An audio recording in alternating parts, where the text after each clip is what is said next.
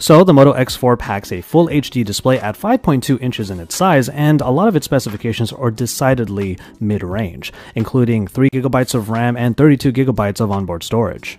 The handset itself does look like a recent Motorola device, with the fingerprint reader below the screen, and it kind of looks like a home button, but it really isn't. The phone still uses soft keys, and it's a little bit confusing from time to time, but right next to it is one of the microphones that the Moto X4 uses for great sound recording. What does go by the wayside, however, is any customization on here. You get a glass panel design on the back with a dual camera setup in the big circle at the top. There's not really going to be a Moto Maker-like version of the Moto X anymore, which might be a bit of a disappointment to any fans of the line.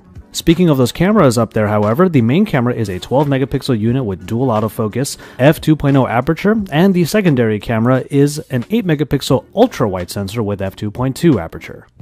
The camera app is slightly simplistic, but it does provide a number of different modes, including even a manual mode if you want to really cater your shot. And it's all powered by a battery that can be charged via Motorola's turbocharge feature that gets you up and running in no time at all. It also comes with IP68 dust and water resistance to help protect things, and Moto Alexa makes an appearance here, so if you are familiar with the Alexa experience on smartphones, well, Moto is actually putting it onto the X4.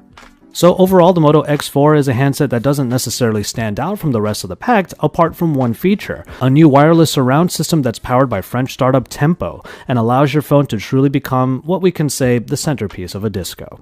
Utilizing the hardware stack and some root system access, Tempo software allows you to play music on up to 4 Bluetooth-powered devices simultaneously. The software is baked into the OS, and it will allow the X4 to stream to any Bluetooth device, old or new, as long as it has the A2DP music profile.